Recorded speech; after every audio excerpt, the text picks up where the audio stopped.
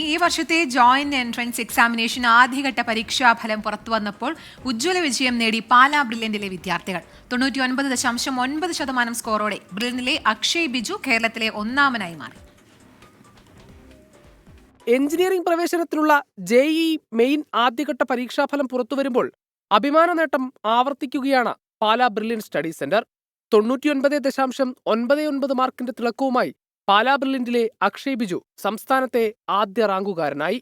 ട്രഷറിയിൽ junior സൂപ്രണ്ടായ N ബിജുവിന്റെയും Ayurveda dispensary medical ഓഫീസറായ നിഷ സിക്കിയുടെയും മകനാണ് കോഴിക്കോട് സ്വദേശിയായ അക്ഷയ്. മാന്നാനം കെഇ സ്കൂളിലെ വിദ്യാർത്ഥിയാണ്. സംസ്ഥാനത്ത് 2ഉം 3ഉം റാങ്കിങ്ങിലെത്തിയവരും പാലാ ബ്രില്യന്റിൽ പരിശീലിച്ചവർ.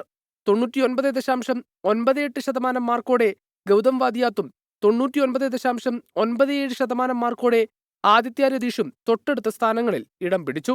ബ്രില്യന്റിലെ 16 വിദ്യാർത്ഥികൾക്ക് 99.9% മാർക്ക് നേടാനായി.